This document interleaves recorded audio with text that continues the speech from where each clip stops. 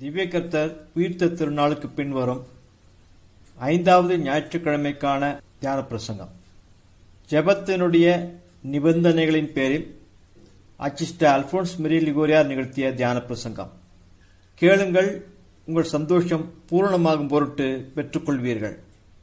இந்திய பிரசங்கத்தில் ஜெபத்தினுடைய கண்டிப்பான அவசியத்தையும் நம் நித்திய ரட்சணியத்திற்கு உகந்ததும் அவசியமானதுமான சகல தேவ வரப்பிரசாதங்களையும் நமக்கு பெற்றுத் தருவதில் தவறாமல் அனுகூலமாகும் ஜெபத்தினுடைய செயல்திறனையும் பற்றி நான் காண்பிப்பேன். ஜெபமானது சர்வ வல்லமையுள்ளதாக திகழ்கிறது.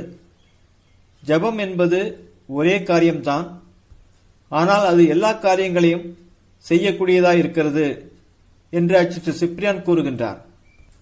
சிரேஸ்வரன் தம்மிடம் உதவி கேட்டு மன்றாடின எவனுக்கும் தமது உதவியை ஒருபோதும் மறுத்தவர் அல்ல என்று பரிசுத்த வேதாகமத்தில் வாசிக்கிறோம்.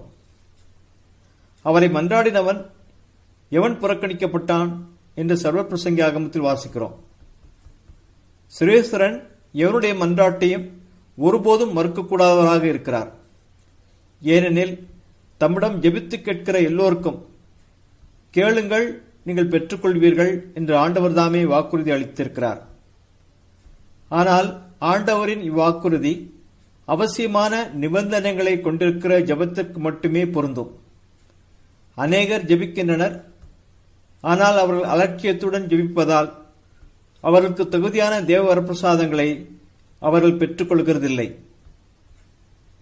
நீங்கள் கேட்டும் அடையாமல் போகிறீர்கள், ஏனெனில் உங்கள் இச்சைகளுக்கு திருப்தியாக வேண்டுமென்று ஆகாத விதமாக கேட்கிறீர்கள் என்று யாகப்பர் நிருபத்தில் வாசிக்கிறோம். நாம் ஜெபிக்க வேண்டியிருப்பதால் நாம் கட்டாயமாக ஜெபிக்க வேண்டும். முதலில் தாழ்ச்சியுடன் ஜெபிக்க வேண்டும். இரண்டாவதாக உறுதியான நம்பிக்கையுடன் ஜெபிக்க வேண்டும். மூன்றாவதாக விடாமுயற்சியுடன் ஜெபிக்க வேண்டும். முதல் தியான கருத்து, நாம் கட்டாயமாக தாழ்ச்சியுடன் ஜெபிக்க வேண்டும்.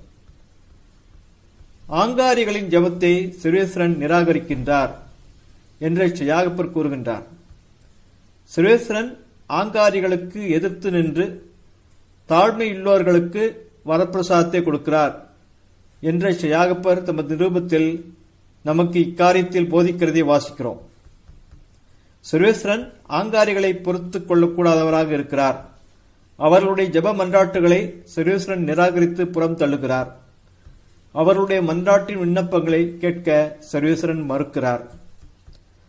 ஆங்காரிகளான கிறிஸ்துவர்கள் தங்களுடைய சொந்த பலத்தில் நம்பியவர்களாக, மற்ற எல்லோரையும் விட மேன்மையானவர்கள் என்று தங்களை பற்றி கருதியவர்களாக ஜெபிப்பதில் ஈடுபடுவார்கள். ஆனால் அவர்களுடைய ஜெபங்கள் ஆண்டவரால் நிராகரிக்கப்படும் என்பதை அவர்கள் ஞாபகப்படுத்திக் கொள்வார்களாக. ஆனால் சர்வேஸ்வரன் எப்போதும் தாழ்ச்சி உள்ளவர்களுடைய ஜெபங்களை கேட்டருளுகின்றார். தன்னை தாழ்த்துகிறவனுடைய வேண்டுதல் மேகங்களை ஊடுருவி போகும், சேர்கிற வரைக்கும் மாறுதல் அடையாது, உன்னத கடவுள் பார்க்கிற வரையிலும் திரும்பி போகாது என்று இதை பற்றியே சர்வப்பிரசங்கி ஆகமத்தில் வாசிக்கிறோம். ஆண்டவர் தாழ்ச்சி உள்ளவர்களுடைய வேண்டுதலுக்கு திரும்பி செவி தந்ததல்லாமல் அவருடைய மன்றாட்டை புறக்கணித்ததில்லை என்று தாவீது அரசர் சங்கீதாகமத்தில் கூறுவதை வாசிக்கிறோம். தாழ்ச்சியுள்ள மனிதனுடைய கூக்குரல் அழுகை பரமண்டலங்களை ஊடுருவி மேலே செல்கிறது. தனது ஜெபத்தை சுரேசன் கேட்கிற வரை அவன் அங்கிருந்து திரும்பி செல்ல மாட்டான். நீ உன்னையே தாழ்த்து, சுரேஸ்வரன் உன்னிடம் இறங்கி வருவார். நீ உன்னையே உயர்த்தும் போது அவர் உன்னிடமிருந்து பறந்து போய்விடுவார் என்ற அகோஸ்தினா கூறுகின்றார். நீ உன்னையே தாழ்த்தினால் சர்வேஸ்வரன் தன் சொந்த விருப்பத்தின்படி உன்னை அரவணைத்துக் கொள்வதற்காக உன்னிடம் இறங்கி வருவார். ஆனால் நீ உன்னையே உயர்த்துக் கொள்வாயாகில் உன் ஞானத்தையும் உன் செயல்பாடுகளையும் உயர்த்தி பேசுவாயாகில் ஆண்டவர் உன்னிடமிருந்து தம்மையை விலக்கிக் கொள்வார். உன்னை உன்னுடைய சொந்த ஒன்றுமில்லாமையிலேயே விட்டுவிட்டு சென்று விடுவார்.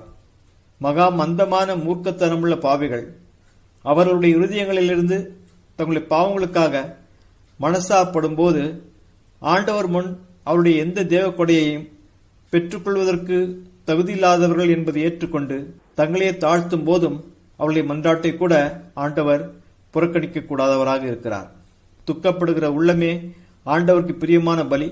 மனசாபத்தினாலே நொறுங்கி தாழ்ச்சியுள்ள இருதயத்தை புறக்கணிக்க மாட்டீரே சுவாமி என்று சங்கீதத்தில் வாசிக்கிறோம். இரண்டாம் தியான கருத்து: நாம் கட்டாயமாக உறுதியான நம்பிக்கையுடன் ஜெபிக்க வேண்டும். ஆண்டவரை நம்பின எவனும் கலங்கினதில்லை என்று சர்வப்பிரசங்க ஆகமத்தில் வாசிக்கிறோம். ஓ, இவ்வார்த்தைகள் பாவிகளுக்கு எவ்வளவு உற்சாகப்படுத்தக்கூடியனவாக இருக்கின்றன! அவர்கள் எவ்வளவு மகா பெரிய கனமான பாவாக்கிரமத்தை கட்டிக்கொண்ட போதிலும் ஆண்டவரில் நம்பிக்கை கொண்டிருக்கிற எவனும் ஒருபோதும் சிறுமை அடைந்ததில்லை, கலங்கினதில்லை என்று திவ்யஸ்பிரித்து சாந்தமானவர் தாமே அந்த பாவிகளை நோக்கி கூறுகின்றார். ஆண்டவரிடம் நம்பிக்கை வைத்த எவனும் ஒருபோதும் அவரால் கைவிடப்பட மாட்டான். உறுதியான நம்பிக்கையுடன் ஜெபிக்கிற எவனும் அவன் கேட்கிறதையெல்லாம் பெற்றுக்கொள்கிறான். நீங்கள் ஜெபம் பண்ணும்போது கேட்கிறதையெல்லாம் பெற்றுக்கொண்டீர்கள் என்று விசுவசியுங்கள், அவைகள் உங்களுக்கு சம்பவிக்கும் என்று மார்க்கு சுவிசேஷத்தில் வாசிக்கிறோம். ஞான கொடைகளுக்காக நாம் வேண்டிக் கொள்கிற போது நாம் அவற்றை பெற்றுக்கொள்கிறதின் மட்டில் பாதுகாப்பானதும் உறுதியானதுமான நம்பிக்கையை நாம் கொண்டிருப்போமாக. அப்போது தவறாமல் அவற்றை நாம் அடைந்து கொள்வோம். ஆகையால் தான் பாசமும் கனிவும் உள்ள பெற்றோரிடம் உதவி கேட்டு உறுதியான நம்பிக்கையுடன் ஓடி வரும் ஒரு குழந்தையைப் போல் நாம் உதவி கேட்டு தமது பிதாவிடம் தஞ்சம் அடைய வேண்டும் என்பதற்காக திவ்ய ரட்சகர் தேவ வரப்பிரசாதங்களை கேட்டு நாம் விண்ணப்பிக்கிற மன்றாட்டின் ஜபங்களை ஜபிக்கிற போது வேறு எந்த நாமத்தினாலும் அல்லாமல் பரலோகத்தில் இருக்கிற எங்கள் பிதாவே என்று தமது பிதாவின் மகாபரிசு திருநாமத்தினாலே நாம் சர்வேஸ்வரனை அழைத்து வேண்டிக் கொள்ள வேண்டும் என்று நமக்கு கற்பித்தார். தாமே சத்தியமாக இருக்கிற நமது ஆண்டவராகிய திவ்ய இயேசு கிறிஸ்துநாதர் அவரிடம் ஜெபிக்கிற எல்லோரிடமும் தமது வாக்குறுதியை மீறுவார் என்று யார் அஞ்சக்கூடும் என்று அச்சிஷ்ட அகோஸ்தினார் கூறுகின்றார். சத்தியம் வாக்களிக்கிற போது யார் ஏமாற்றப்படுவதை பற்றி அஞ்சுவார்கள்? முதலில் வாக்களிக்கிறதும் பின்னர் அதை நிறைவேற்றாமல் இருக்கிறதும் ஒன்றில் ஏமாற்றும் கருத்துடன் செயல்படுவதனால் அவ்விதம் செயல்படுகிறதும், அல்லது அது நிறைவேறிய பிறகு மனது மாறி விடுவதால் அவ்விதம் வாக்குறுதியை காப்பாற்றாமல் நேர்மையற்றதனமாக ஜீவிக்கிறதுமாய் இருக்கிற மனிதர்களைப் போலவா சர்வேஸ்வரன் இருக்கிறார்? சர்வேஸ்வரன் மனிதனைப் போல் பொய் சொல்பவரும் அல்ல, மனுபுத்திரனைப் போல் மாறுகிறவரும் அல்ல. அவர் சொல்லியதை செய்யாமல் இருப்பாரோ என்று எண்ணாகமத்தில் வாசிக்கிறோம். நம் சர்வேஸ்வரன் ஒரு பொய் சொல்லக்கூடாதவராக இருக்கிறார், ஏனெனில் அவர் சத்தியமாகவே இருக்கிறார். சர்வேஸ்வரன் மாறக்கூடியவர் அல்ல, மாற்றங்களுக்கு உட்பட்டவர் அல்ல. ஏனெனில் சர்வேஸ்வரனுடைய ஏற்பாடுகள் எல்லாம் நீதியுடையனவாகவும் பரிசுத்தமுள்ளவையாகவும் இருக்கின்றன. மேலும் நம் நலனை மிகுந்த ஆவலுடன் ஆசிக்கிறதால் சர்வேஸ்வரன் நமக்கு தேவையான தேவ வரப்பிரசாதங்களை நாம் கேட்கும்படி நமக்கு நேர்மையுடன் கட்டளையிடுகின்றார். கேளுங்கள், உங்களுக்கு கொடுக்கப்படும், தேடுங்கள், கண்டடைவீர்கள், தட்டுங்கள், உங்களுக்கு திறக்கப்படும் என்று ஆண்டவர் தாமே நமக்கு கட்டளையிடுகிறதை அச்சிஷ்ட மத்திய சுவிசேஷத்தில் வாசிக்கிறோம். ஆண்டவர் தமது தேவ வரப்பிரசாதங்களை அளிக்க விரும்பாமல் இருந்தால் ஏன் இவ்வளவு பலமாக நாம் அவருடைய தேவ வரப்பிரசாதங்களை கேட்க வேண்டும் என்று வலியுறுத்தி நமக்கு அறிவுறுத்துகின்றார் என்று அச்சிஷ்ட அகோஸ்தினார் வினவுகின்றார். நாம் உறுதியான நம்பிக்கையுடன் அவருடைய சகல தேவ வரப்பிரசாதங்களை பெற்றுக்கொள்ளும்படியாக நாம் ஜபத்தில் கேட்கிற போது ஆண்டவர் நம் ஜபங்களை கேட்பதாக நமக்கு அளித்திருக்கும் வாக்குறுதியினால் அவர் நமது ஜபங்களை கேட்கவும் தமது தேவ வரப்பிரசாதங்களை நம்மேல் பொழிவதற்கும் கூட தாமே கட்டுப்பட்டிருக்கிறார். ஆண்டவர் தமது வாக்குறுதிகளால் நமக்கு கடன்காரராக தம்மை தாமே உருவாக்கியிருக்கிறார் என்று அச்சிஷ்ட அகோஸ்தினார் கூறுகின்றார். ஆனால் சிலர், நான் சர்வேஸ்வரன் மற்றும் சிறிதளவே நம்பிக்கை கொண்டிருக்கிறேன், ஏனெனில் நான் ஒரு பாவி, அவருக்கு மிகவும் நன்றி கட்டவனாக இருந்திருக்கிறேன், ஆகையால் என் ஜபங்கள் கேட்கப்படுவதற்கு நான் தகுதியில்லாதவன் என்று கூறுவார்கள். ஆனால் தாமஸ் அக்வினாஸ் சர்வேஸ்வரனிடமிருந்து தேவ வரப்பிரசாதங்களை அடைந்து கொள்வதில் நம் ஜபங்களின் செயல்திறன் நம் பேர்பலங்களை சார்ந்தவை அல்ல, ஆனால் அவை தேவ இரக்கத்தையே சார்ந்திருக்கின்றன என்று நம்மிடம் கூறுகின்றார். நம் நித்திய ரட்சணியத்திற்கு உகந்ததும் தேவையுமான தேவ கொடைகளை நாம் இவ்வளவு அடிக்கடி உறுதியான நம்பிக்கையுடன் கேட்கிற போது சர்வேஸ்வரன் நம் ஜபங்களை கேட்கிறார். நம் ஆத்துமத்தின் நித்திய ரட்சணியத்திற்கு உகந்ததும் தேவையானதுமான தேவ கொடைகள் என்று இங்கு குறிப்பிடுகிறேன், ஏனெனில் ஆத்துமத்திற்கு கேடானதும் ஊறு விளைவிப்பதுமானவற்றை கேட்டால் சுரேஸ்வரன் அவற்றை தரமாட்டார். அந்த நம் ஜபத்தை அவர் கேட்கக்கூடாதவராக இருக்கிறார். உதாரணமாக, ஒரு எதிரியை பழி தீர்ப்பதற்காக சுரேஸ்வரனிடம் ஒருவன் உதவி கேட்டால், அல்லது ஆண்டவருக்கு ஒவ்வாத அவசங்கியான காரியத்தை ஒருவன் நிறைவேற்ற கேட்டால், ஆண்டவர் அவனுடைய ஜபங்களை கேட்க மாட்டார். ஏனெனில் அத்தகைய மனிதன் ஜெபிக்கிற அந்த பரிசுத்தமான செயல்பாட்டிலே கூட சுரேஸ்வரனை அவமதிக்கிறான், ஆண்டவரை மனநோகச் செய்கிறான். அவன் அப்போது உண்மையில் ஜெபிக்கிறதில்லை, ஒரு குறிப்பிட்ட விதத்தில் அவன் சுரேஸ்வரனை கேலி செய்து நகைக்கிறான் என்று அச்சிஷ்ட கிறிஸ்தோஸ்தம் அருளப்பர் கூறுகின்றார். மேலும் சுரேஸ்வரனிடமிருந்து கேட்கிற உதவியை பெற்றுக்கொள்ள வேண்டும் என்று நீ உண்மையிலேயே ஆசித்தால், உன் ஜெபங்கள் கேட்கப்படுவதற்கு தடைகளாயிருக்கும் உன் தகுதியின்மைக்கான காரணங்கள் ஒவ்வொன்றையும் கட்டாயமாக நீ களைந்து விட வேண்டும். உதாரணமாக, ஒரு குறிப்பிட்ட பாவத்தில் மறுபடியும் விழாமல் உன்னை பாதுகாப்பதற்கு தேவையான பலத்தை சுரேசனிடம் கேட்கும்போது, அந்த பாவத்திற்கான சந்தர்ப்பங்களை தவிர்க்காமல் இருந்தால், அதாவது அந்த பாவத்தில் மறுபடியும் விழ வைக்க காரணமாயிருக்கும் அந்த நபர், அந்த கெட்ட தோழன், அந்த வீடு ஆகியவற்றிலிருந்து நீ உன்னையை விடுவித்துக் கொள்ளாமல் இருந்தால் சுரேஸ்வரன் உன் ஜபத்தை கேட்க மாட்டார். ஏனெனில் நீ உனக்கு முன்பாக ஒரு மேகத்தை ஏற்படுத்தியிருக்கிறாய். அதை ஊடுருவி உன் ஜபம் சுரேஸ்வரனிடம் செல்லக்கூடாமல் இருக்கிறது. எங்கள் மன்றாட்டு உம்மிடம் ஏறாதபடி நடுவில் மேகத்தை குறுக்கிட்டீர் என்று எரேமியா தீர்க்கதரிசியின் புலம்பலாகமத்தில் வாசிக்கிறோம். நீ மறுபடியும் அதே பாவத்தில் விழுந்தால் சுரேஸ்வரன் மட்டில் முறையிடாதே. அல்லது நான் பாவத்தில் விழாதபடி சுரேஸ்வரனை மன்றாடினேன், ஆனால் அவர் என் மன்றாட்டை கேட்கவில்லை என்று கூறாதே. நீ உன் பாவ சந்தர்ப்பங்களை தவிர்க்காமல் இருப்பதன் மூலம் உனக்கும் சுரேஸ்வரனுக்கும் இடையே ஒரு அடர்த்தியான மேகத்தை ஏற்படுத்தியிருக்கிறாய். அது உன் ஜபங்கள் சுரேஸ்வரனுடைய தேவ இரக்கத்தினுடைய பத்திராசனத்தை அடைய முடியாதபடி அவற்றை தடுத்து நிறுத்துகிறது என்பதை நீ காண்கிறதில்லையா? நமது ஆண்டவர் தம்மிடம் ஜெபிக்கிறவர்களின் மன்றாட்டை கேட்பதாக அளித்த வாக்குறுதி ஞான ஜீவித்திற்கான நன்மைகளுடைய மன்றாட்டுகளுக்கே பொருந்தும். அது எல்லா உலக நன்மைகளுக்கு அடுத்த மன்றாட்டுகளுக்கும் பொருந்தாது. உதாரணமாக, மிகுதியான அறுவடை வேண்டும், நீதிமன்ற வழக்கில் வெற்றியடைய வேண்டும், வியாதி சுகமடைய வேண்டும், சில குறிப்பிட்ட துன்புறுத்தல்களின் உபத்திரவங்களிலிருந்து விடுதலை அடைய வேண்டும் என்கிற மன்றாட்டுகளுக்கு ஆண்டவர் அளித்த அந்த வாக்குறுதி பொருந்தாது. சுரேஸ்வரன் தமது தேவ கொடைகளை அவற்றிற்காக மன்றாடி ஜெபிக்கிறவர்களுக்கு அருளுகின்றார். ஆனால் அந்த கொடைகள் அவர்களுடைய ஞான ஜீவியத்தினுடைய நலனுக்கு ஏற்புடையதாக இருந்தால் மட்டுமே சுரேஸ்வரன் அவற்றை அவர்களுக்கு அருளுகின்றார். இல்லாவிடில் அவர் அவற்றை அவர்களுக்கு மறுத்து விடுகிறார். ஏனெனில் அவர் நம்மை சிநேகிக்கின்றார். ஏனெனில் அவை நம் ஆத்துமங்களுக்கு தீங்கு விளைவிக்கும் என்பதை அறிந்திருக்கிறார். நோயாளிக்கு எந்த மருந்து பயனளிக்கக்கூடியது என்பதை பற்றி நோயாளியை விட மருத்துவனே அதிகம் அறிந்திருக்கிறான் என்று அச்சிஷ்ட அகுஸ்தினார் கூறுகின்றார்.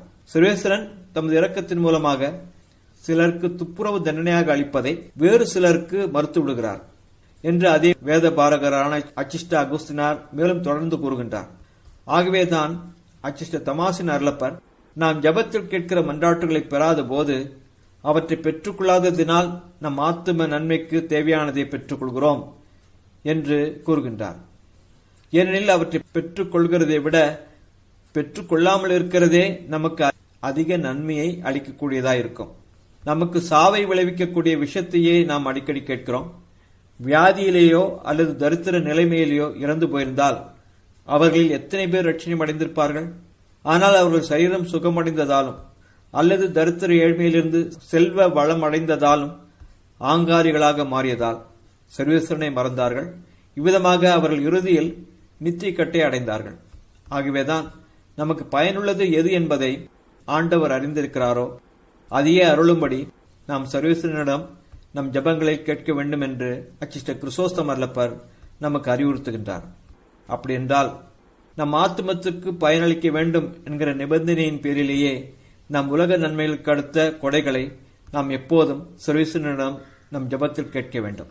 ஆனால் நம் பாவங்களுக்கான மன்னிப்பு, புண்ணியத்தில் நிலைத்திருப்பதற்கான வரம், தேவ சிநேகத்திற்கான கொடை, தேவ திருவுளத்திற்கு நம்மையை கையளித்தல் போன்ற ஞான ஜீவ நன்மைகளை நாம் சர்வேஸ்வரனிடம் ஜபத்தில் கேட்கும்போது அவற்றை பெற்றுக்கொள்வோம் என்கிற திடமானதும் உறுதியானதுமான நம்பிக்கையுடன் முழுமையாக சர்வேஸ்வரனிடம் கேட்டு நாம் மன்றாட வேண்டும்.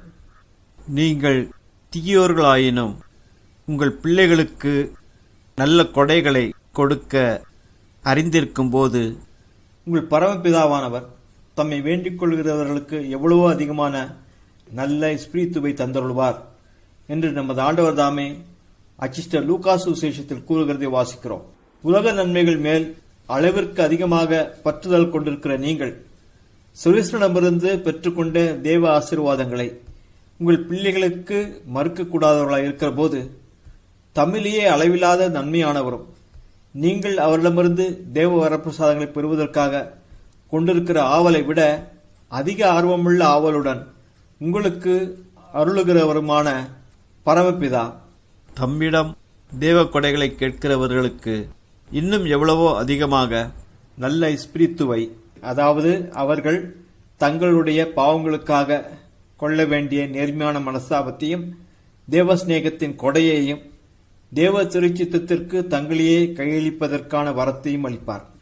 தங்கள் ஆத்துமங்களை நித்திய ரட்சணியத்திற்கு உகந்ததும் ஏற்புடையதுமான தேவ வரப்பிரசாதங்களை கேட்கும்படி ஜெபிக்காதவர்களிடம் கூட அவற்றை ஜெபத்தில் கேட்கும்படி அறிவுறுத்துகிற சர்வேஸ்வரன் அவற்றை தம்மிடம் கேட்கிறவர்களுடைய ஜெபத்தை எவ்வாறு மறுக்கக்கூடும் என்று அச்சிஷ்ட பெர்னார்டு வினவுகின்றார்.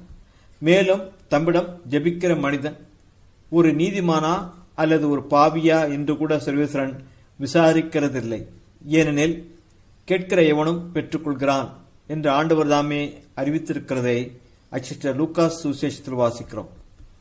குறைபாடுள்ள அலுவல் என்கிற நூலின் ஆசிரியர் கேட்கிற ஒவ்வொருவனும் அவன் நீதிமானாய் இருக்கிறானோ அல்லது பாவியாய் இருக்கிறானோ பெற்றுக்கொள்கிறான் என்று இந்த சுவிசேஷ வாக்கியத்தை விளக்கும்போது கூறுகின்றார்.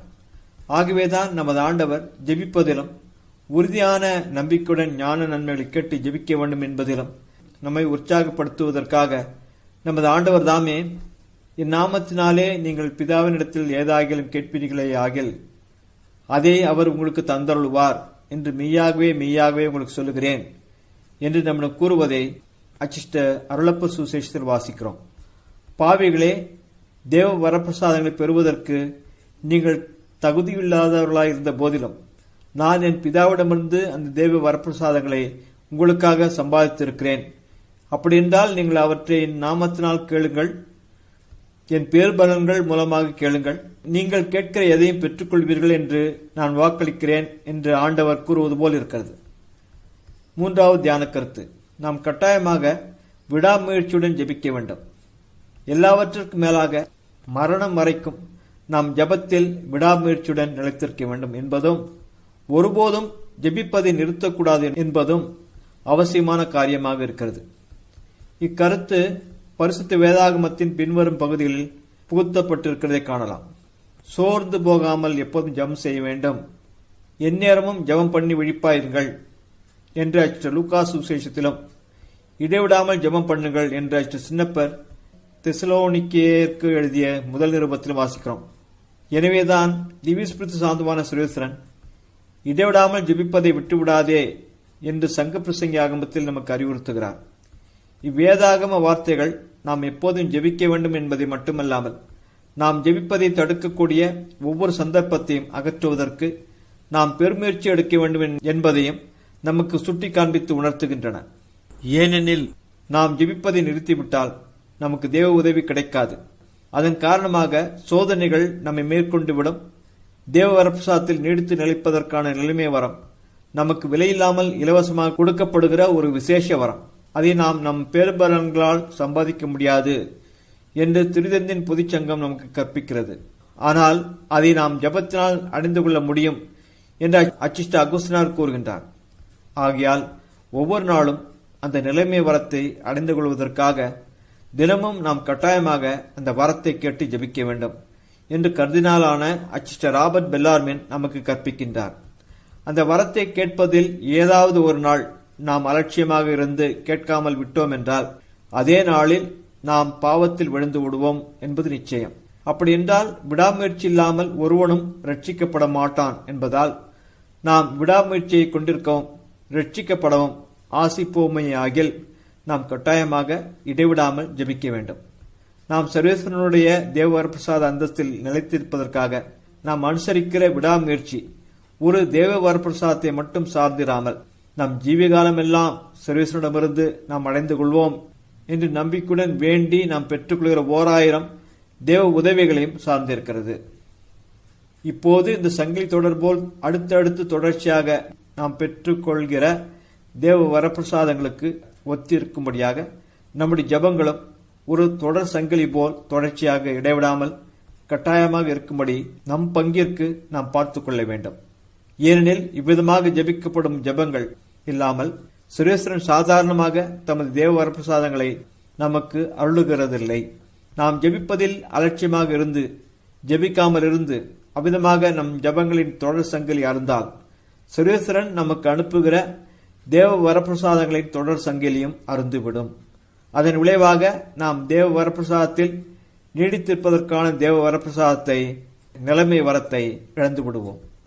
நமது ஆண்டவர் தமது சீஷர்களை நோக்கி, உங்களில் எவனாகிலும் ஒரு சிநேகிதனை உடையவனாய் இருந்து நடுராத்திரியில் அவனிடத்திலே போய், சிநேகிதா, எனக்கு 3 அப்பங்களை கடனாக கொடு, ஏனெனில் என் சிநேகிதன் பிரயாணமாய் என்னிடத்தில் வந்திருக்கிறான், அவனுக்கு முன் வைக்க என்னிடத்தில் ஒன்றுமில்லை என்று சொல்ல, அவன் உள்ளே இருந்து மாறுத்தாரமாக, நீ என்னை தொந்தரவு செய்யாதே, இப்போது கதவு அடைத்தாயிற்று, என் பிள்ளைகளும் என்னோடு கூட படுத்திருக்கிறார்கள், நான் உனக்கு கொடுக்க முடியாது என்று சொன்னாலும் இவன் விடாமல் கதவை தட்டி கொண்டிருந்தால், தனக்கு சிநேகிதனாய் இருக்கிறது நிமித்தம் அவன் எழுந்து கொடாதிருந்தாலும் அவனுடைய அலற்றலை பற்றியாவது எழுந்து தேவைக்களவாய் அப்பங்களை கொடுப்பான் என்று உங்களுக்கு சொல்கிறேன் என்றார் என்று லூக்கா சுவிசேஷத்தில் வாசிக்கிறோம்.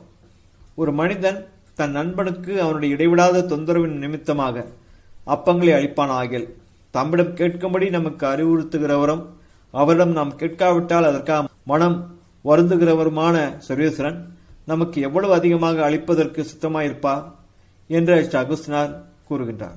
நாம் ஜபத்தில் நம்மிடம் தேவ வரப்பிரசாதங்களை கேட்க வேண்டும் என்று அறிவுறுத்துகிறவரும் நாம் அவற்றை கேட்காவிட்டால் மனம் வருந்துகிறவருமான சர்வேஸ்வரனுடைய தேவ வரப்பிரசாதங்களை கேட்டு ஜபிக்கிறதில் விடாமுயற்சியுடன் நாம் நிலைத்திருந்தால் எவ்வளவு அதிகமாக சர்வேஸ்வரன் தமது தேவ வரப்பிரசாதங்களை நம்மேல் பொழிந்தருளுவார். அடிக்கடியும் தொந்தரவு செய்தும் ஒரு நன்மையை அல்லது உதவியை யாராவது தொடர்ந்து கேட்டுக்கொண்டிருந்தால் அதன் மட்டில் மனிதர்கள் வெகுவாக எரிச்சல் படுவார்கள். ஆனால் சர்வேஸ்வரன் தம்மிடம் தேவ வரப்பிரசாதங்களை கேட்டு அடிக்கடி ஜெபிக்க வேண்டும் என்று நமக்கு அறிவுறுத்துகிறார். சர்வேஸ்வரன் தம்மிடம் அடிக்கடி தேவ வரப்பிரசாதங்களை கேட்டு ஜபிக்கிறவர்கள் மட்டில் அதிருப்தி அடைவதற்கு பதிலாக மகிழ்வடைகிறார். கொர்னேலியூஸ் என்பவர் சர்வேஸ்வரன் நாம் விடாமுயற்சியுடன் ஜபிக்க வேண்டும் என்றும் தம்மை இடைவிடாமல் தொந்தரவு செய்கிற அளவிற்கு கூட ஜபிக்க வேண்டும் என்றும் ஆசிக்கிறார் என்று கூறுகின்றார். அச்சிஸ்டர் ஜெரோம் இவ்விதமாக நாம் திரும்ப திரும்ப கெஞ்சி மன்றாடுவது என்பது ஆண்டவருக்கு எல்லா காலத்திற்கும் ஏற்புடையதாய் இருக்கிறது என்று மேற்கூறிய அச்சிஸ்டர் லூகாஸ் சுவிசேஷ பகுதியை பற்றி கூறுகின்றார். கேளுங்கள் உங்களுக்கு கொடுக்கப்படும், தேடுங்கள் கண்டடைவீர்கள், தட்டுங்கள் உங்களுக்கு திறக்கப்படும் என்று நமது ஆண்டவர் கூறியுள்ள வார்த்தைகளிலிருந்து அடிக்கடியும் விடாமுயற்சியுடனும் நாம் ஜபிக்கிற ஜபத்தின் மட்டில் சுரேஸ்வரன் மகிழ்வடைகிறார் என்பதை நாம் கண்டுணர்ந்து கொள்ளலாம். கேளுங்கள் என்பது மட்டும் போதுமானதாக இல்லாமல் இருப்பதை போல் தேடுங்கள் என்றும் தட்டுங்கள் என்றும் நமது ஆண்டவர் நம்மிடம் கூறுகின்றார். அதாவது கேட்பதுடன் கூட நாம் தேடவும் தட்டவும் வேண்டும் என்று நம்மிடம் வலியுறுத்தி கூறுகின்றார். நம் ஜீவிகாலம் முழுவதும் நமக்கு தேவையான தேவ வரப்பிரசாதங்களை சுரேசனிடம் கேட்டு மன்றாடுவதில் தர்மம் கேட்கிற பிச்சைக்காரர்களைப் போல் இடைவிடாமல் தொடர்ந்து தொந்தரவு செய்து ஜெபித்து மன்றாட வேண்டும் என்று நமக்கு காண்பிப்பதற்காகவே நாம் கேட்கவும் தேடவும் தட்டவும் வேண்டும் என்று நமது ஆண்டவர் நம்மிடம் கூறியிருக்கிறார். பிச்சைக்காரர்களுக்கு எதுவும் மறுக்கப்பட்டாலும் கூட அவர்கள் இடைவிடாமல் தொடர்ந்து கூக்குரல் இடுவதிலும் கதவை தட்டுவதிலும் ஈடுபட்டிருப்பார்கள். பிச்சைக்காரர்கள் தங்களுக்கு வேண்டியதை பெறும் வரை தொடர்ந்து பிச்சை கேட்டுக் கொண்டிருப்பதில் வலியுறுத்தி கேட்பதில் நிலைத்திருப்பார்கள். அப்படி என்றால் தேவ வரப்பிரசாதத்தில் நீடித்து நிலைத்திருப்பதற்கு தேவையான நிலைமை வரத்தை சுரேசனிடமிருந்து அடைந்து கொள்ள நாம் ஆசிப்போமேயாகில் நாம் கட்டாயமாக இடைவிடாமல் தொடர்ந்து அதை சுரேசனிடம் கேட்க வேண்டும். அதை திரும்ப திரும்ப கெஞ்சி மன்றாட வேண்டும். அதற்காக சுரேசனை இடைவிடாமல் தொந்தரவு செய்து மன்றாடிக் கொண்டிருக்க வேண்டும். நாம் காலையில் எழுந்தவுடன் நாம் கட்டாயமாக அதை கேட்க வேண்டும். நம் தியானங்களிலும் திவிபலி பூசை பார்க்கிற சமயங்களிலும் மகாபரிசு தேவநற்கனை சந்திப்பு செய்கிற சமயங்களிலும் இரவில் படுக்கைக்கு செல்கிற சமயங்களிலும் குறிப்பாக பசாசு நம்மை ஏதாவது பாவத்தில் விழத்தாட்டும்படி நம்மை சோதிக்கிற சமயங்களிலும் இந்த நிலைமை வரத்தை சுரேசனிடம் கேட்க வேண்டும். இவ்விதமாக நாம் நம் வாயை திறந்து சுரேசனிடம் அடிக்கடி ஜெபித்தபடி கட்டாயமாக எப்போதும் இருக்க வேண்டும். மேலும், ஓ ஆண்டவரே, எனக்கு உதவியாக வாரும், எனக்கு ஒளியை தந்தரலும், எனக்கு பலத்தை தந்தரலும், தேவரீருடைய திருக்கரத்தை என் மேல் வைத்தரலும், என்னை கைவிடாதேயும் என்று ஜெபித்தபடி இருக்க வேண்டும். நாம் ஆண்டவரிடம் கட்டாயமாக வலுவந்தம் செய்ய வேண்டும். இத்தகைய வலுவந்தம் சுரேசனுக்கு ஏற்புடையதாக இருக்கிறது என்று தெர்த்துல்யன் கூறியிருக்கிறார். நாம் திரும்ப திரும்ப ஜெபிக்கும் ஜெபங்களால் சுரேசனிடம் செய்கிற வலுவந்தமானது அவரை மனநோக்கச் செய்யாது, மாறாக அது அவருடைய பரிசுத்த பார்வையின் முன்பாக ஏற்புடையதும் மகிழ்விப்பதுமாக இருக்கிறது. ஜெபம் என்பது பக்தியுடன் சுரேசனுக்கு வலுவந்தத்தை அளிக்கிறது என்ற அச்சிஷ்ட கிளிமாக்குஸ் அருளப்பர் கூறுகின்றார். நாம் இடைவிடாத மன்றாட்டின் விண்ணப்பங்கள் சுரேசனை நிர்பந்தம் செய்து கட்டாயப்படுத்துகிறது.